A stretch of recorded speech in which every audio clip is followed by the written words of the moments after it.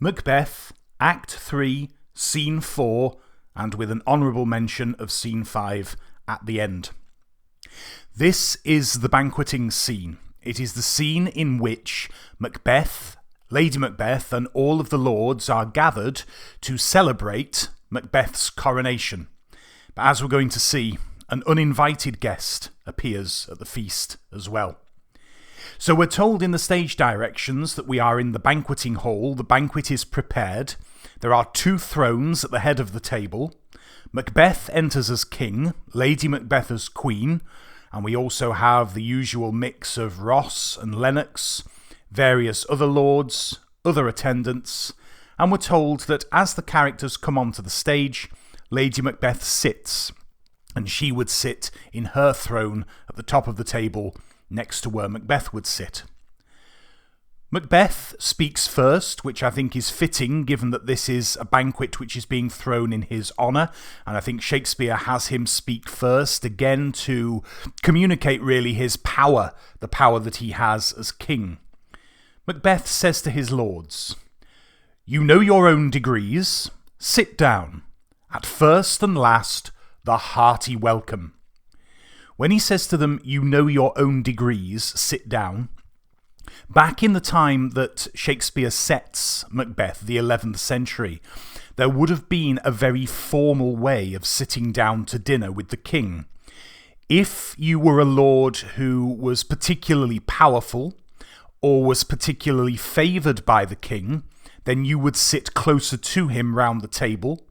The less power you had, or if you weren't particularly liked by the king, then you would sit further away from him round the table or along the table. And so when Macbeth says you know your own degrees, what he's saying is you know your ranks, you know your status, and therefore you know where you should be sitting around the table. It would have been a very formal arrangement. They wouldn't have just sat down anywhere.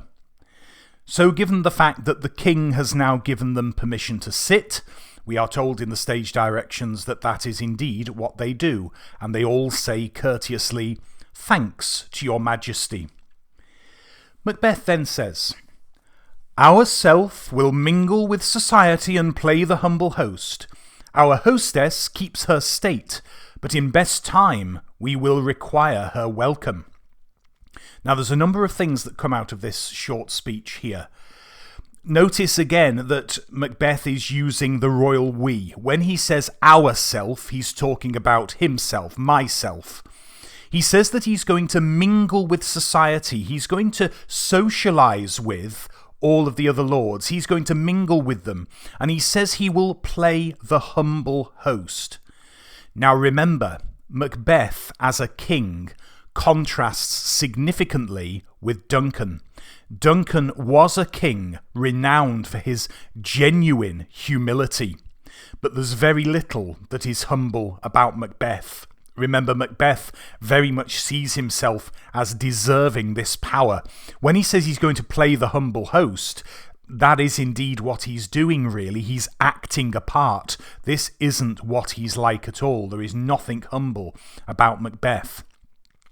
He says that Lady Macbeth, our hostess, keeps her state. In other words, she's not going to mingle and socialise for the time being. She is going to stay seated in her position at the top of the table. He then goes on to say that in best time we will require her welcome. Now, what I think is significant about the fact that Macbeth is going to do the socialising and Lady Macbeth is going to have to stay seated in the throne, this tells me 2 things. Firstly, it's another of those key indications that their relationship is growing apart. They're not doing things together. Okay, they're at the same feast and they're sat round the same table, but Macbeth is going to be the one to speak to the lords and socialise with them. She literally, physically, remains apart from Macbeth here, sitting on her own at the top of the table.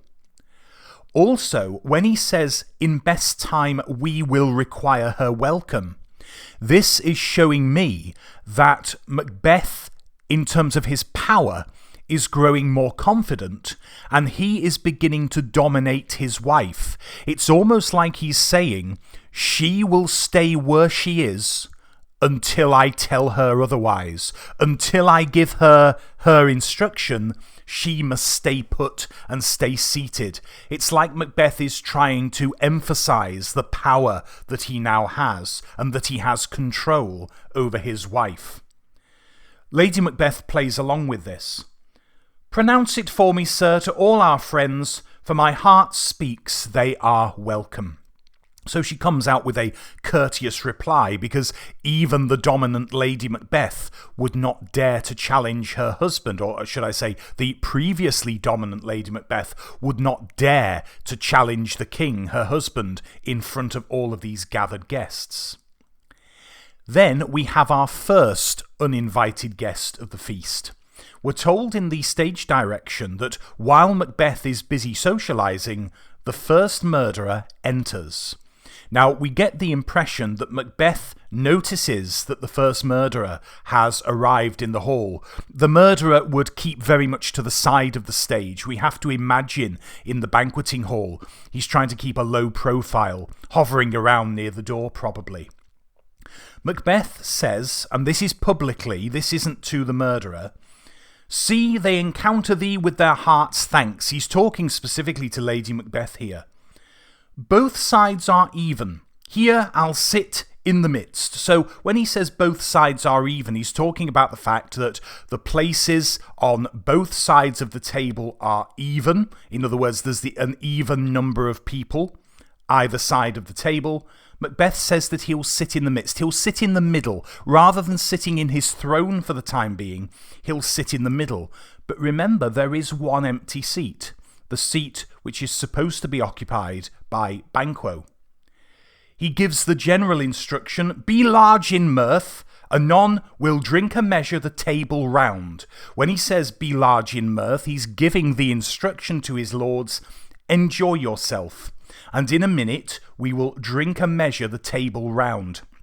You might remember I alluded to this custom when we were analysing Act 1, Scene 7, when we had in Macbeth's monologue that reference to the Poison Chalice, which is commended to one person's lips, Macbeth's own lips.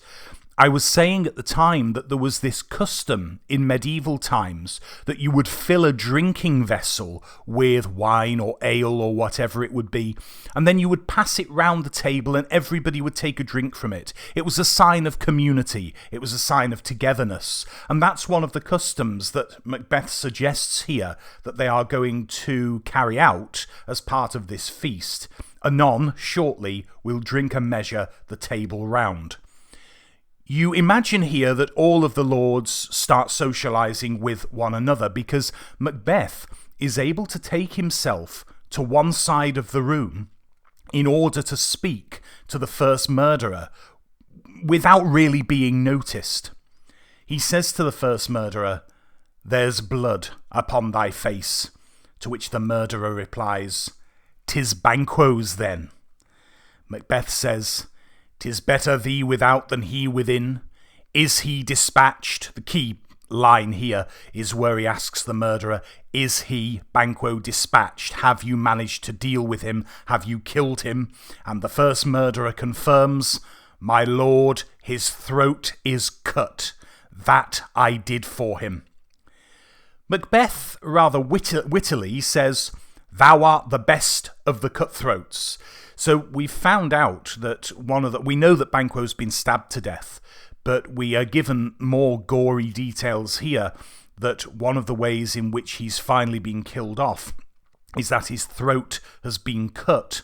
Macbeth commends the murderer. "Thou art the best of the cutthroats. You are the best of the cutthroats. You are the best murderer." But there's more. "Yet he's good that did the like for Fleance. If thou didst it, thou art the nonpareil." Nonpareil is a word which means without equal. What Macbeth is saying here to the murderer is, that's brilliant that you've managed to get rid of Banquo, that you've killed him. If you've been able to do the same for Fleance, then you are a murderer without equal. In other words, if you've managed to kill Fleance as well, you are the best murderer that there could be. There is no one to equal you. We can detect here a certain sense of what we might describe as a false sense of security in Macbeth here. He's delighted to hear that Banquo is dead. He's expecting to hear that Fleance is dead as well. But that false sense of security does not last for long, because the first murderer brings the news, "Most royal sir, Fleance is 'scaped. I'm sorry to have to tell you, your highness, but Fleance got away." So, the security that Macbeth thought he had is taken away from him within seconds. Hence his response, "Then comes my fit again. I had else been perfect, whole as the marble, founded as the rock, as broad and general as the casing air." When he says, "then comes my fit again," he's not talking about a literal fit or a seizure. What he's talking about is all of those fears that he has, or had, come back upon him. He is overcome with that sense of not being secure, and this fear that his reign is not going to last for long. When he says, "I had else been perfect," he then uses these metaphors and similes that suggest that had Fleance been killed as well, then he would feel whole as the marble, founded as the rock, as broad and general as the casing air. He would be free and he would be solid and secure. But, and he even uses the word but now I am cabined, cribbed, confined, bound into saucy doubts and fears. Shakespeare has Macbeth use words here that suggest imprisonment and entrapment. Cabined, cribbed, confined, bound. And what is it that's keeping Macbeth trapped and confined? His saucy doubts and fears. In other words, his insecurity and his fear. Given the fact that things have not gone entirely according to plan, and Macbeth is not feeling that sense of security he hoped for, he then, almost clutching at straws in a way, asks the question, "But Banquo's safe." Now, he means by this safely dead, not safe and well. He's just wanting that further confirmation. "You are sure that Banquo is dead?" And the first murderer replies, "Aye, my good lord, safe in a ditch he bides, with 20 trenched gashes on his head, the least a death to nature." So remember, at the end of the murder of Banquo's scene, Banquo's body is dragged from the stage, and we find that the body has been dumped in a ditch. Safe in a ditch he bides. And Shakespeare provides us with a further gory image here, which just shows us the brutality of Banquo's killing. We already know that he's been stabbed. We already know that he's had his throat cut. We're told by the first murderer here that he also has 20 trenched gashes on his head, 20 deep stab wounds on his head. So poor Banquo, as well as having his throat cut, has been stabbed in the head 20 times. Shakespeare really likes to create these gory images for his audience. There's a certain ironic humour here, I would suggest, when, having just been told this gory detail of Banquo's murder, Macbeth says, "Thanks for that." The idea of thanking somebody for carrying out a brutal killing. Not only is there an ironic humour here, but it's also showing to us the type of person that Macbeth is and is increasingly becoming. This supposedly once noble, valiant and brave man who fought honourably in battle is now thanking a lowly murderer for carrying out the brutal murder of someone who was once a friend and a colleague. Then Shakespeare has Macbeth use an elaborate metaphor to describe his situation. He says, "There the grown serpent lies, the worm that's fled hath nature that in time will venom breed, no teeth for the present." The serpent in the metaphor is Banquo. Now, we normally associate in Christian ideology the serpent with the devil and someone evil. Now, Banquo is not evil, but in Macbeth's warped perspective, he is. When he talks about the grown serpent and the fact that the grown serpent lies, he's talking about Banquo lying in the ditch in which his body has been dumped. So Banquo is there, the grown serpent lies there for the time being. When he talks about the worm that's fled, he's referring to Fleance, a worm, if you like, being a smaller version of a serpent or snake. Macbeth comments on the fact that the worm that's fled, Fleance, hath nature that in time will venom breed. So in future, Fleance will become a danger, but he has, in the words of the metaphor, no teeth for the present. Fleance may well be a danger to me in the future, but for the time being, he is not a threat to me. Again, you get the impression that Macbeth is trying to look on the bright side of the situation in order to try to make himself feel that bit more confident. He wanted Banquo and Fleance dead. Foolishly, he prioritised Banquo's murder over Fleance's murder. Fleance has managed to get away. Macbeth knows he could be a danger in the future, but for the time being, he's sort of thinking, well, okay, he can't do me any harm at the moment, so that will have to do. He says to the murderer, "Get thee gone. Tomorrow we'll hear ourselves again. Go away for now, can't you see I'm busy in the middle of this banquet? Tomorrow, come to me again, and we'll speak further." So off the murderer goes. All this time, the party, the banquet, has been going on. And if you remember, only a few lines ago, Macbeth said he was going to socialise with his lords, but he's been busy off to one side of the room, chatting to the murderer. And Lady Macbeth calls over to him.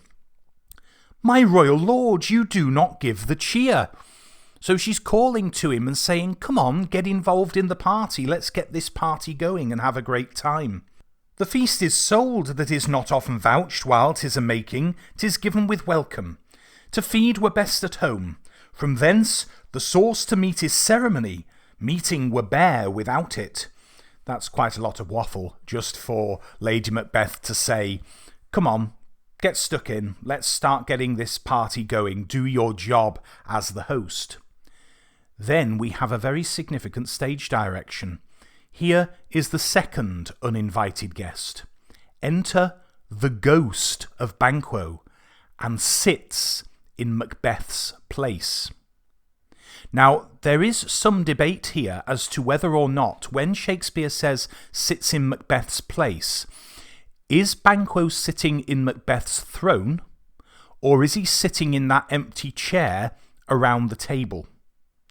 Either way, the fact is Banquo, albeit the dead Banquo, has managed to turn up at the feast after all.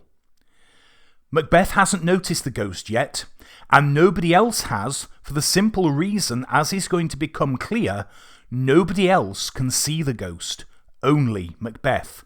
But at the moment, he's not noticed it. He replies to his wife, "Sweet remembrancer." In other words, thanks for reminding me of my role as the host. Now, good digestion, wait on appetite and health on both. Lenox says to Macbeth, "May it please your highness, sit." Macbeth says, "Here had we now our country's honour roofed, with a graced person of our Banquo present, who may I rather challenge for unkindness than pity for mischance." Notice that Macbeth is drawing attention to the fact that Banquo has not turned up for the feast.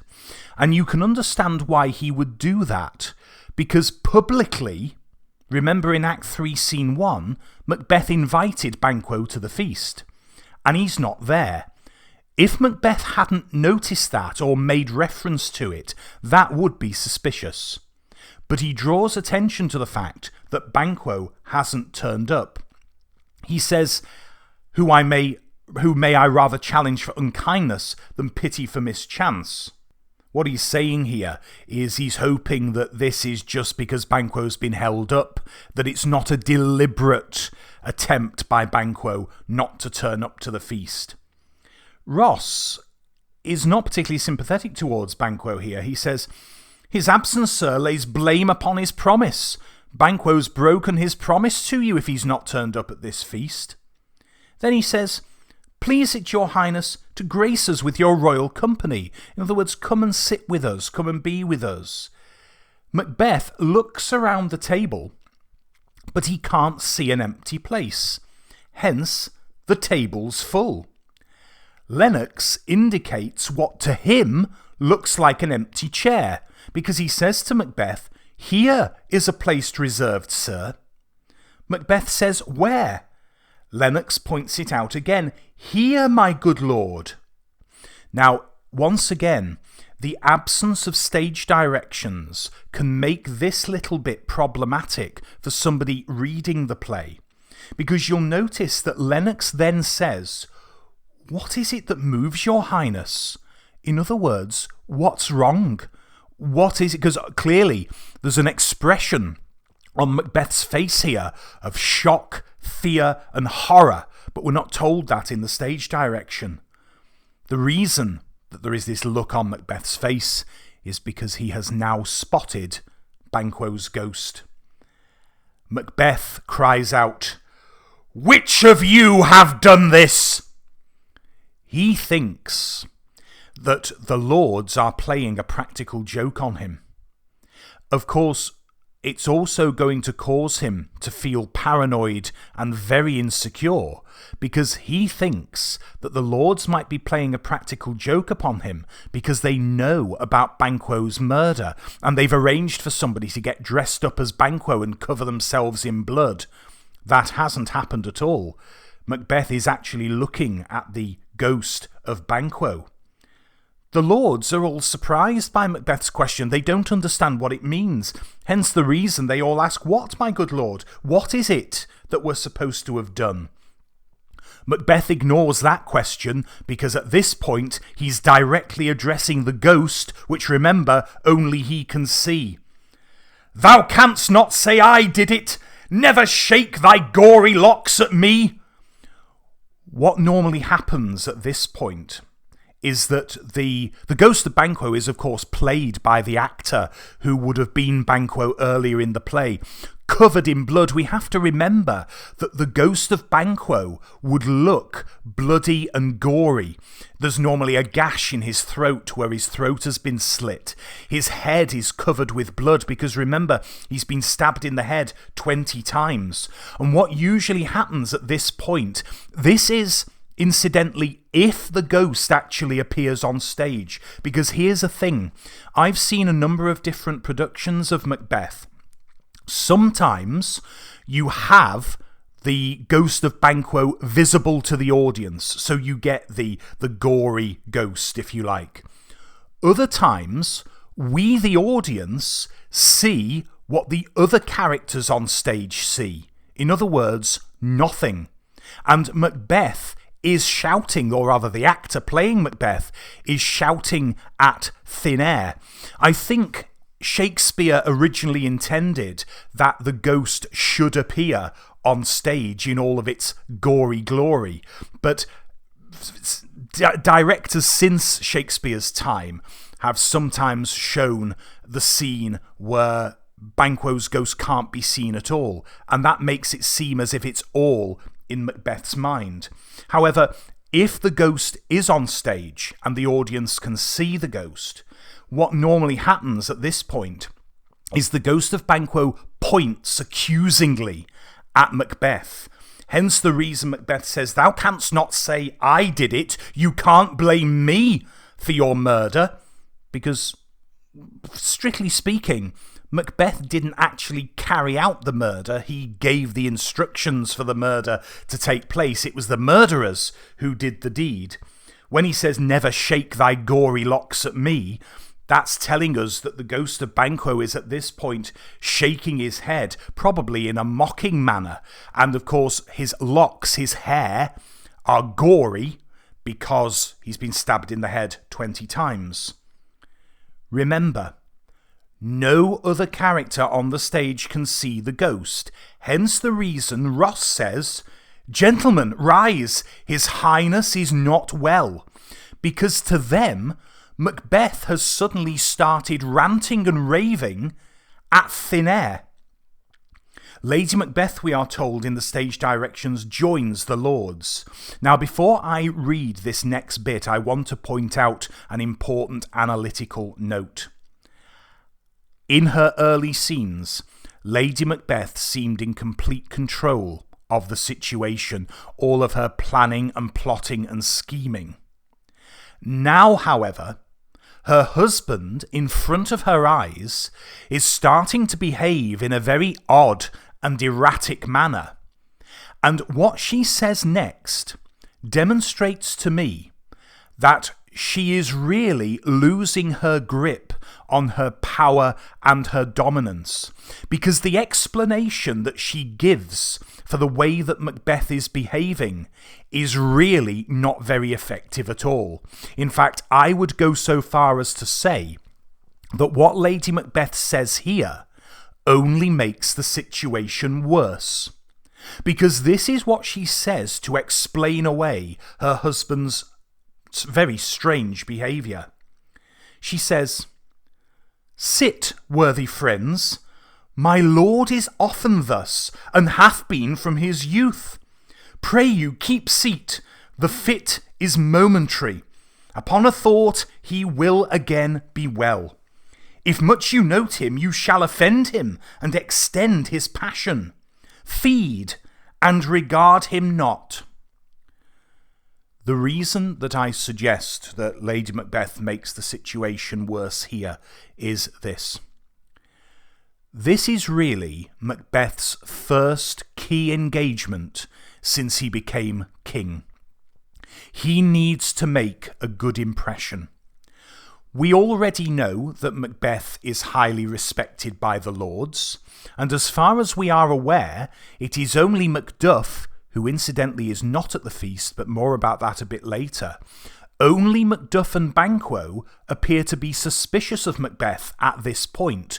All of the other lords see him as a great person, one to respect. Nevertheless, as the new king, Macbeth has got to make a good first impression. And here, at this feast, he is behaving very oddly, very strangely. That is not going to inspire much confidence in the lords who are at the feast, that they now have someone on the throne who behaves in this odd manner.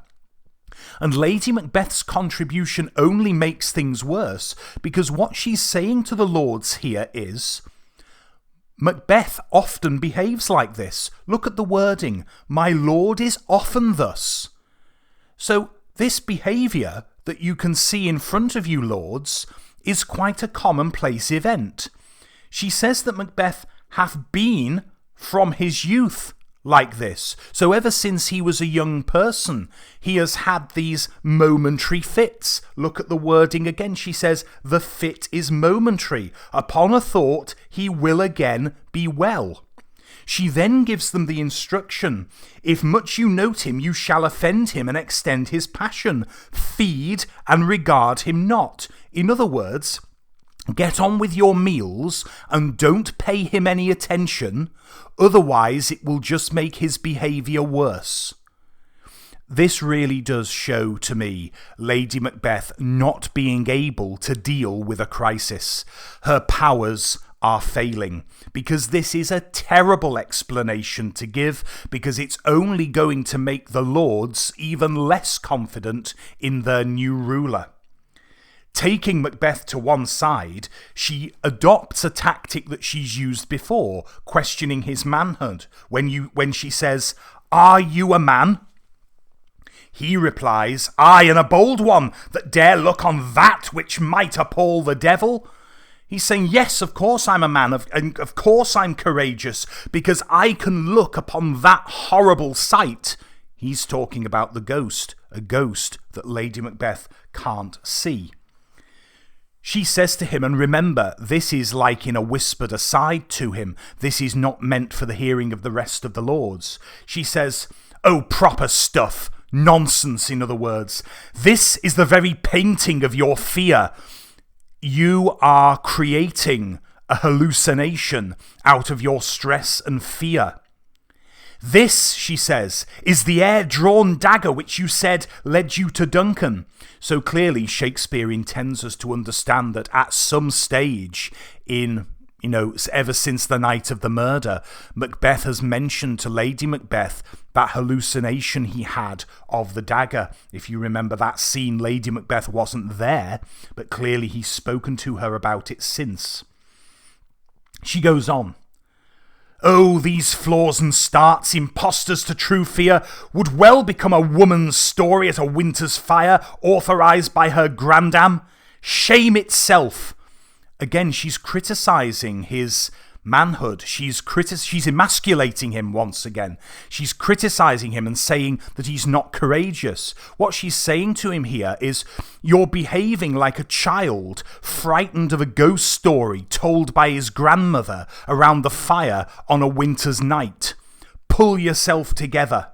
Shame itself, she says. Why do you make such faces? So clearly what Shakespeare's intending through his language here is that the expression on Macbeth's face is one of horror. He might be having facial spasms, like facial tics, to demonstrate his cowardice and his fear. She says, when all's done, you look but on a stool. Why are you looking like that? Why do you have such a look of fear on your face when all you are doing is looking at a piece of furniture, a chair? Macbeth says to her, Prithee, see there! Behold, look, lo, how say you? In other words, look there! Can't you see it? Of course she can't. Then Macbeth says to the ghost, Why, what care I? If thou canst nod, speak too. If charnel houses and our graves must send those that we bury back, our monuments shall be the moors of kites. And at that point, the ghost disappears. When Macbeth addresses it directly, it disappears, but only for a short time. Another line of emasculation comes from Lady Macbeth here. What? Quite unmanned in folly? But Macbeth is trying to make her understand. If I stand here, I saw him. Lady Macbeth, fie for shame. Again, oh, for goodness sake, what nonsense. Stop behaving in such a weak manner. Macbeth goes on. Blood hath been shed ere now, in the golden time, ere humane statute purged the gentle wheel. Aye, and since too, murders have been performed too terrible for the ear. The time has been that when the brains were out, the man would die and there an end. But now they rise again, with 20 mortal murders on their crowns, and push us from our stools. This is more strange than such a murder is. Macbeth is really digging himself a deeper hole here, because he's commenting on this idea that once upon a time, back in the Golden Age, if you murdered somebody, they would stay in their grave. Now it appears times have changed, and those that we've had killed come and visit us again. This is not sensible wording to be using when you are at a banquet surrounded by your lords. Lady Macbeth makes another desperate attempt to save the situation. Putting on a facade of enjoyment, she says, My worthy lord, your noble friends do lack you. It's another of her reminders. Come on, let's get this party going. Let's enjoy ourselves. Macbeth, temporarily pulling himself together, says, I do forget. And then he says this, which is incredibly stupid, because what he's doing is he's going along with that ridiculous explanation that Lady Macbeth has just given. He says, Do not muse at me, don't look at me, my friends, my most worthy friends. I have a strange infirmity, which is nothing to those that know me. Yes, it's true, I have a strange infirmity, I have a strange condition, but don't worry, those who know me closely and are my close friends know that it's nothing to worry about. Macbeth does not have this strange infirmity. He's going along with Lady Macbeth's lies, and it's really not helping the situation. So, trying to get the feast back on track, he says, "Come, love and health to all. Then I'll sit down. Give me some wine, fill full. Go on, pour me a glass of wine or a goblet of wine. And make sure you have all got your glasses topped up as well." Notice from the stage directions that the ghost of Banquo comes back into the scene, but again, as yet, Macbeth hasn't spotted him. He starts to propose a toast. "I drink to the general joy of the whole table, and to our dear friend Banquo, whom we miss." Again, he draws attention to the fact that Banquo isn't there. Remember, it would be far more suspicious if Macbeth made no reference to the fact that Banquo wasn't there. I think he takes things a little bit far here. Would he were here. In other words, I miss him, I wish he were here, but in a way, Banquo is there, just not Banquo alive, rather Banquo dead. The toast continues. "To all, and him, we thirst, and all to all." The lords all raise their glasses to the toast and say, "Our duties and the pledge." And it's at this point, again, there's a lack of a stage direction, so we've got to go on the language here. Macbeth, as he's about to drink from his goblet or his glass, he sees the ghost of Banquo once again and says, "Avaunt and quit my sight!" In other words, get out of my sight, go away. "Let the earth hide thee. Thy bones are marrowless, thy blood is cold. Thou hast no speculation in those eyes which thou dost glare with." That's just a very fancy way of saying, go away, get out of my sight, go back to your grave, let the earth hide thee, because you are not living. You have no marrow in your bones, your blood is cold. Your eyes, I can see your eyes, but there's no life behind them. Lady Macbeth has to come to the rescue once again. "Think of this, good peers, but as a thing of custom, 'tis no other, only it spoils the pleasure of the time." Macbeth, speaking directly to the ghost, says, "What man dare, I dare. Approach thou like the rugged Russian bear, the armed rhinoceros, or the Hyrcan tiger. Take any shape but that, and my firm nerves shall never tremble." We know already, because of what's happened, that Macbeth is frightened of Banquo. And he's saying to the ghost, "I am not frightened of anything other than you. I would rather face a Russian bear, an armed rhinoceros, a Hyrcan tiger, rather than you, and rather than you in that shape." He then gives another command, again to the ghost. "Or be alive again, and dare me to the desert with thy sword. Come on then, rather than coming back from the grave as a ghost, come back as a living person, and then we can have a duel. I will face you in combat. If trembling I inhabit then, protest me the baby of a girl. If I couldn't face you in battle then say that I've got the courage of a baby girl." I think this is incredibly ironic once again, because remember that Macbeth didn't even have the courage to murder Banquo himself. He hired other people to do it for him. So saying to Banquo here, I would quite happily face you in a battle, and I wouldn't fear. I don't think we could really take that as the truth, because Macbeth couldn't even bring himself to kill Banquo with his own hands. He gives a further command, and this one the ghost obeys. Macbeth says, "Hence, horrible shadow! Unreal mockery! Hence!" Again, just wording that says, go away, get out of my sight. And we are told in the stage direction that indeed the ghost of Banquo exits.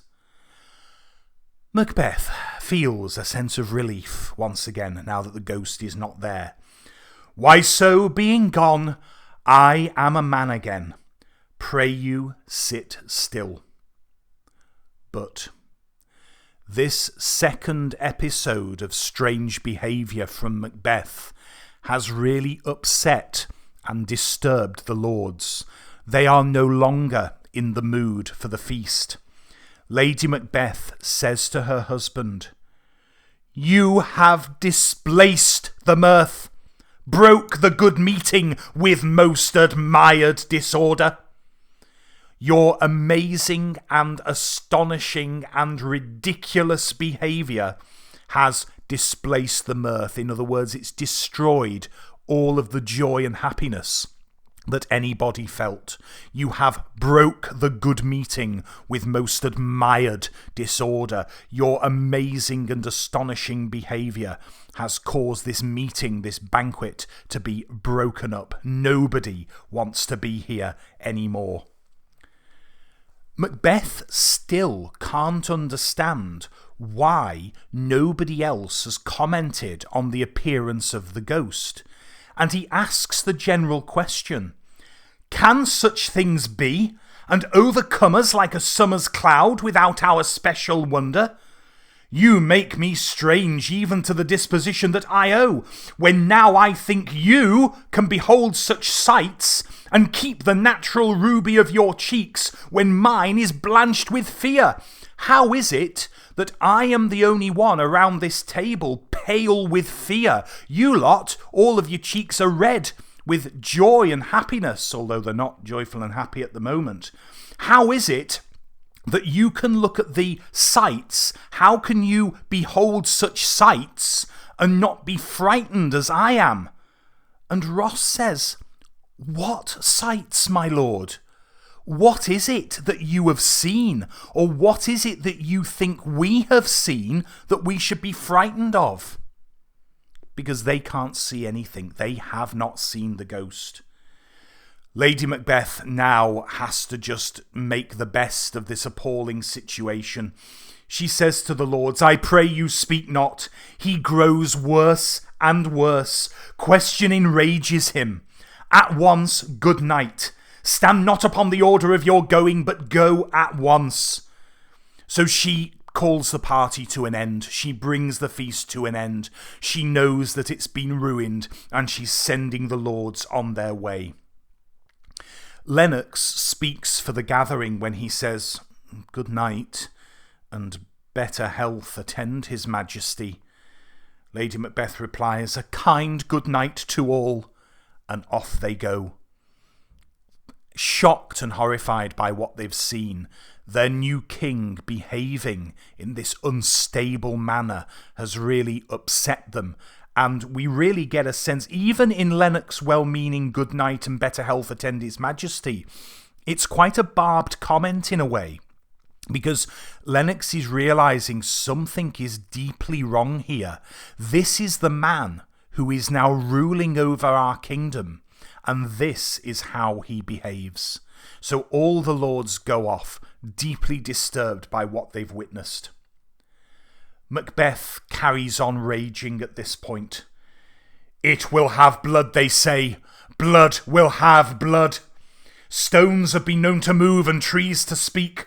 Augurs and understood relations have by magpies and choughs and rooks brought forth the secretest man of blood. What is the night? Notice that Macbeth's language here is full of gory and horrifying imagery. They say blood will have blood. He asks Lady Macbeth, what is the night? What time is it? She replies, almost at odds with morning, which is which. In other words, it's almost dawn. So it's the early hours of the morning at this point. Then Macbeth raises an issue which hasn't been raised so far. How sayest thou that Macduff denies his person at our great bidding? We already know from previous scenes that Macduff is highly suspicious of Macbeth. Remember, Macduff did not go to Macbeth's coronation, and it turns out here that he's not attended the feast either. This is Macduff sending a very clear message to Macbeth that I don't trust you and I am not loyal to you. That's actually a very brave and very dangerous thing to do, because not acknowledging Macbeth's position and showing respect to him as king could land Macduff in a great deal of trouble. Lady Macbeth asks, did you send to him, sir? And Macbeth replies, I hear it by the way, but I will send. There's not a one of them, but in his house I keep a servant, feed. That line alone tells us that Macbeth is becoming an even more tyrannical ruler, and that he is allowing his paranoia to get the better of him, because Macbeth reveals to his wife here that he is paying the servants in the houses of his lords to spy on those lords. He's behaving very much like a 20th century dictator, like Stalin or Hitler might have behaved. He wants servants that he's paying to feed back any information to him that might suggest that lords are talking about him in a disrespectful manner, or they're not obeying him, or they're being disloyal to him. An incredibly paranoid thing to do. There's not a one of them. There is not one of my lords, but in his house I keep a servant, feed. There's not a single lord whose house I don't have one of my paid servants in to spy on them and to report back to me. Then he comes to this conclusion. I will tomorrow, and betimes I will to the weird sisters. More shall they speak, for now I am bent to know by the worst means the worst. For mine own good, all causes shall give way. Macbeth, as we know, is feeling very insecure in his position as king, and so he comes to the decision, tomorrow I'm going to go and see the weird sisters, the witches again, and they're going to tell me more. I want more information from them. I need to know the worst case scenario. What he's after really is further advice and guidance. He wants to feel more in control, more powerful and more secure, and he's hoping that going to see the witches again will give him the knowledge and the reassurance that he needs. Really crucial quotation coming up now, another one of those that you should commit to memory. He says, I am in blood stepped in so far, that should I wade no more, returning were as tedious as go o'er. I'll repeat that one again. I am in blood stepped in so far, that should I wade no more, returning were as tedious as go o'er. In this metaphor, Macbeth likens himself to somebody who is wading through a lake or a river, and this lake or river is filled with blood, and he's found himself halfway across the river or the lake, and he decides that rather than turning back and going back the way he's come, because he's halfway across, he may as well just carry on wading to the other side. What's he saying in this metaphor? Well, essentially what it's telling us is that his character is becoming more bloodthirsty and more ruthless. What he's saying is, I have already committed a number of evil deeds. I already have a significant amount of blood on my conscience, if you like. I've got blood on my hands and I've got blood on my conscience. I can't change any of that. I can't go back. It would be tedious to go back. It would be impossible to go back. So I may as well carry on being violent and bloodthirsty. I've got this far through violent means. I will carry on being violent. So really, at this point, Macbeth is committing himself to securing his position on the throne through further violence and bloodshed. Like somebody crossing a river who gets halfway across, it would take just as much effort to go back as it would to carry on. So Macbeth decides to carry on being bloodthirsty, ruthless, and violent, if it will make him more secure. Then he says, strange things I have in head that will to hand, which must be acted ere they may be scanned.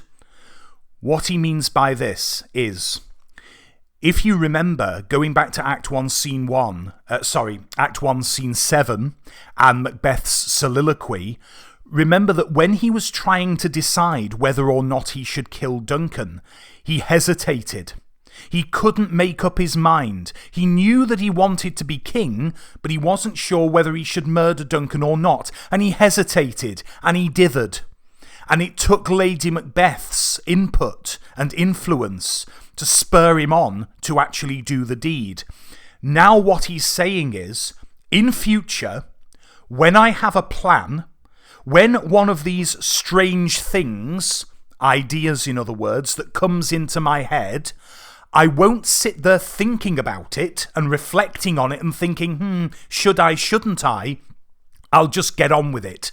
Now, as soon as an idea comes into my head, I will act upon it. I won't hesitate anymore. Lady Macbeth says, "You lack the season of all natures, sleep." I love this line because I really get the impression that Lady Macbeth is just giving up at this point. She's saying to him, just go to bed. She's losing control of him. He has said that he's committing himself to more violence.